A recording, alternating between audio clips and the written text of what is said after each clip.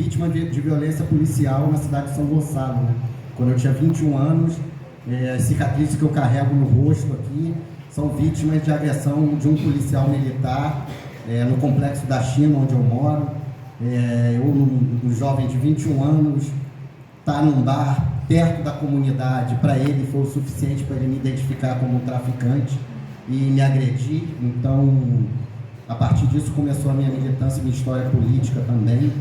Sou filiado recente ao PSOL, assim, há 3, 4 anos, se eu não me engano. Hoje integro o mandato do deputado estadual professor Josemar, a qual é presidente da Comissão de Combate às Discriminações Raciais e de Intolerância Religiosa da ALERJ, e eu sou membro dessa comissão. E estou aqui para fazer esse debate com os companheiros camaradas.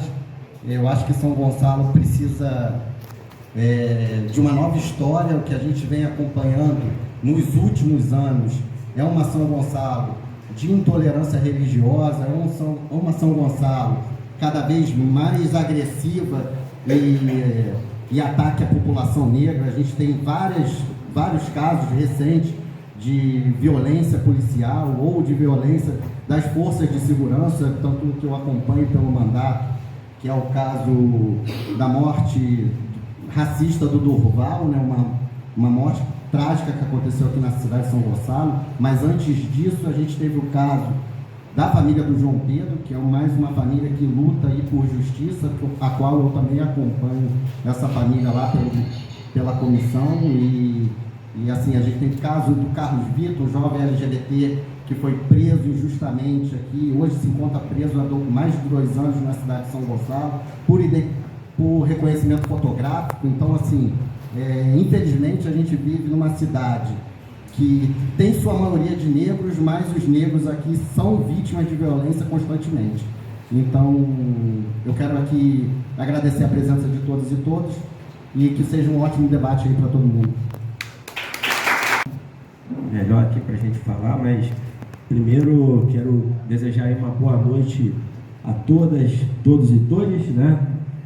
Agradecer aos companheiros pelo convite, pela oportunidade, dizer que esse fórum tem cumprido um papel muito importante no caminho do debate da organização da militância na luta que nós precisamos fazer aqui na nossa cidade de São Gonçalo, uma cidade onde você tem uma dificuldade de organização política muito grande, fruto de diversas questões, da pobreza, fruto da falta de uma cultura política que nos colocasse ali na linha de frente, né, do questionamento, do enfrentamento a muitos dos problemas que nós temos. Eu tenho 37 anos, sou nascido e criado e envelhecido lá no bairro do Botuá.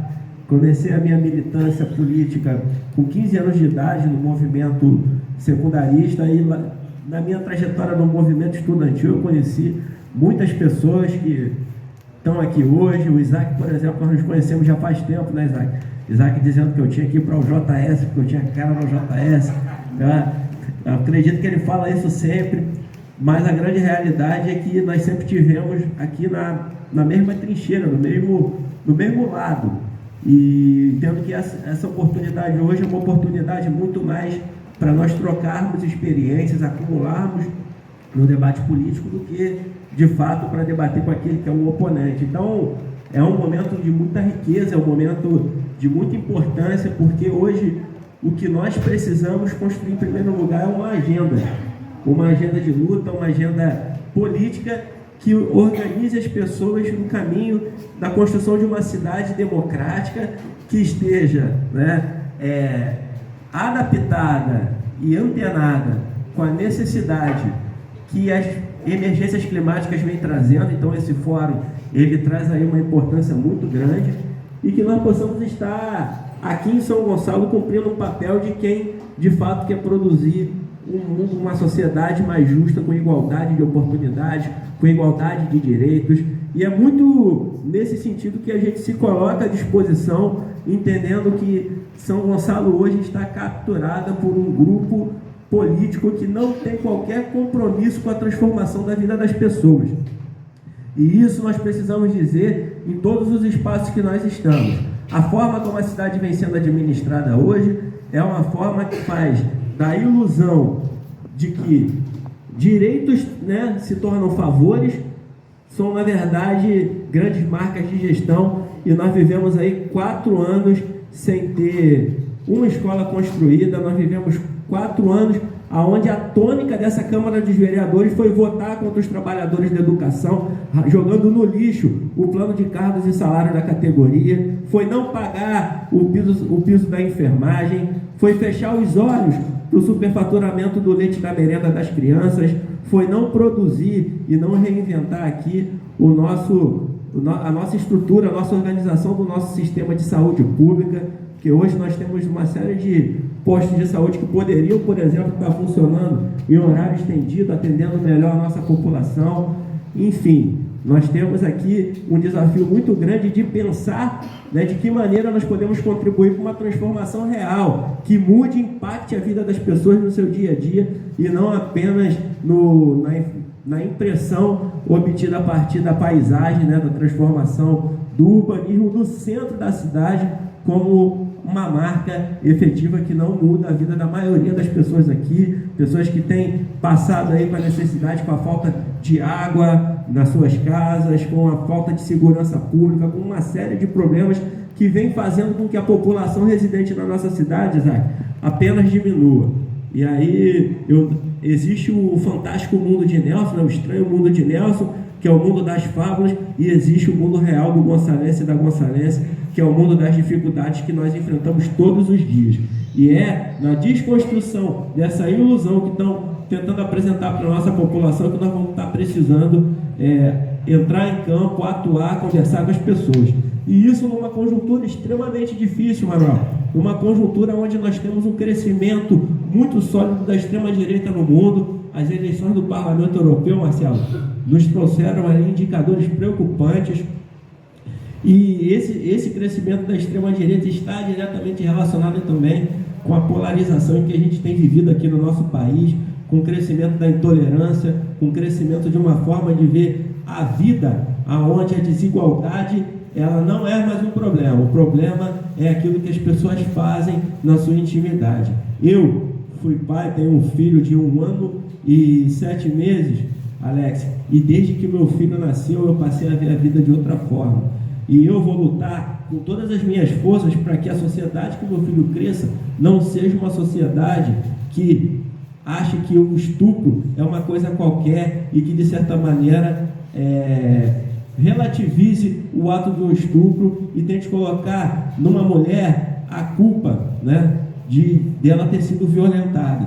Essa luta é um símbolo que precisa estar colocada para todas nós, de como essas pessoas elas veem a vida, de como essas pessoas veem as mulheres, de como essas pessoas veem a população LGBTQI, AP+, de como essas pessoas veem o povo negro, que não é visto como um povo que é digno de ter direitos na nossa sociedade, e nós precisamos estar lutando para que isso possa acontecer, porque eu quero viver num mundo com igualdade.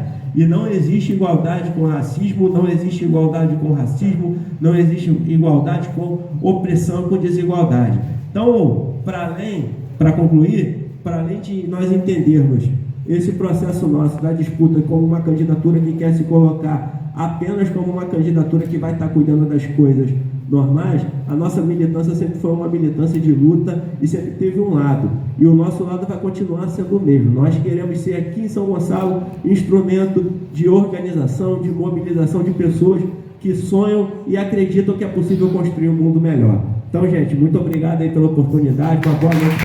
Na figura da Sônia, minha amiga querida, o Manuel, nosso mediador, cumprimentar aqui nossos debatedores. Importante a gente ter aqui 3 militantes, né, debatendo um pouco sobre a cidade, numa casa importante que é o Sinticom, um sindicato que acho que recebe esse evento aqui. Acho que é muito simbólico a gente estar fazendo essa atividade na Casa dos Trabalhadores da Construção Civil, uma categoria que já foi muito pujante aqui na cidade e, infelizmente, ao longo dos últimos anos acabou sendo esmagada por essa política de destruição nacional que começa ali com o governo Temer e se aprofunda durante o governo Bolsonaro.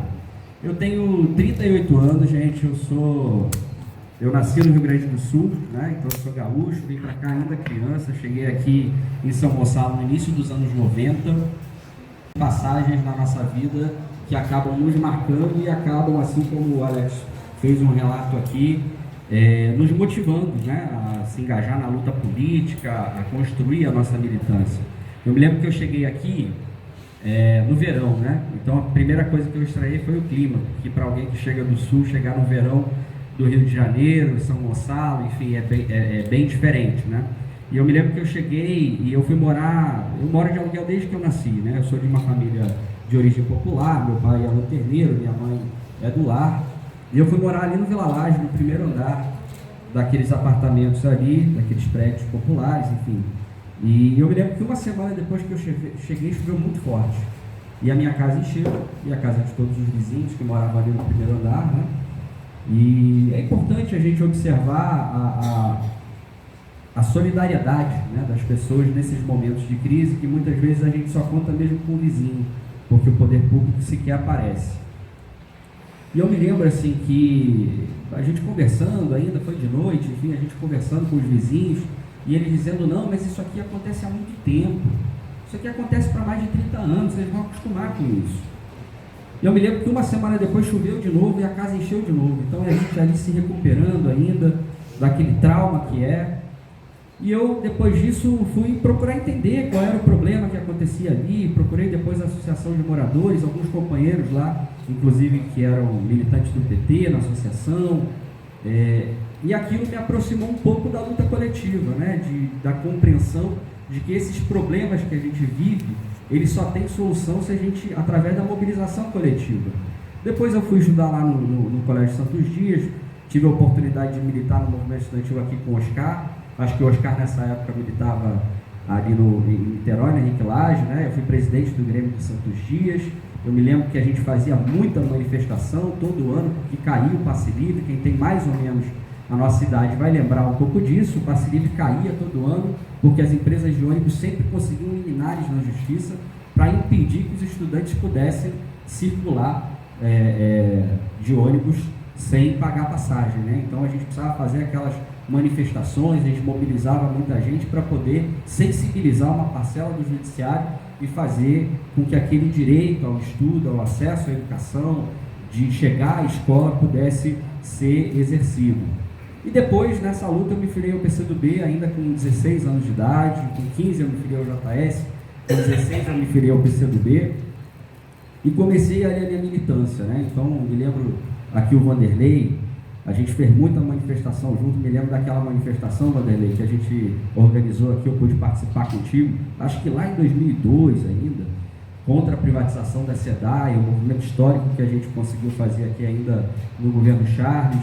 Então eu me considero um militante, né? Eu estou nessa trincheira, desse lado, desde que eu sou muito novo, sempre militando em São Gonçalo, sempre militando no PCdoB. Em 2020 eu tive a oportunidade de ser candidato a prefeito pelo PCdoB, numa aliança que a gente fez com o PSOL, e a gente pôde apresentar um projeto para a cidade de São Gonçalo. Porque São Gonçalo é essa cidade grande, essa cidade com potencial gigante, uma cidade que já foi desenvolvida, uma cidade que já foi muito industrializada, essa história que a gente já conhece, da cidade que já foi o maior parque industrial do antigo estado do Rio de Janeiro, e ao longo do tempo a gente acabou sendo esvaziado economicamente, e isso acontece até hoje, porque se a gente for ver nos últimos anos, a quantidade de empresas, de indústrias que deixaram a cidade é muito grande, né? Agora mesmo a gente teve essas fábricas de pescado ali daquela região do Porto Velho, todas elas saíram da cidade. A Coqueiro, que era uma unidade produtora de pescado, todo mundo saiu daqui, a Piracema, a Tinta Internacional, a Loés, a própria Crack, a maior parte da produção dela hoje já não acontece mais na cidade. Então a cidade foi se esvaziando economicamente, isso continua a acontecer, e as pessoas aqui acabam sendo obrigadas a sair da cidade para trabalhar, ir todos os dias para o Rio ou para Niterói, de ônibus, que é o único modal que existe. Então 2 horas para ir, pelo menos 2 horas para voltar. Isso tem um impacto direto na qualidade de vida das pessoas por aqui, e a gente precisa debater quais são as saídas para essa cidade, né? Porque o esvaziamento econômico produz resultados muito ruins, muito nocivos para a grande maioria da população. A gente tem a baixa arrecadação, que interfere diretamente na má qualidade dos serviços públicos, e a elite local que governa a cidade há tanto tempo, porque os nomes vão mudando, mas a política acaba sendo a mesma, a raiz política de quem governa é a mesma, não dá conta de dar resposta a esses problemas. Então a gente tem há muito tempo uma saúde de péssima qualidade, né? Quem precisa de uma emergência, eventualmente para um filho, não se sente seguro de chegar no posto de saúde, no pronto-socorro e ser bem recebido. Quem precisa de uma consulta especializada sabe a dificuldade que é, porque a regulação na cidade, ela não é transparente, todo mundo sabe que ela é fraudada, ela existe para atender a interesses políticos de quem governa e dos vereadores que governam junto com o prefeito. Isso acontece também na educação, as vagas nas creches são ocupadas a partir também desse critério, e a gente vai cada vez mais condenando a nossa população a ter péssimos serviços públicos, a ter uma qualidade de vida cada vez menor, e é por isso que as pessoas vão saindo da cidade. Nos últimos 10 anos, São Gonçalo foi a cidade do Brasil que mais perdeu habitantes. As pessoas foram para Maricá, fundamentalmente, para Niterói.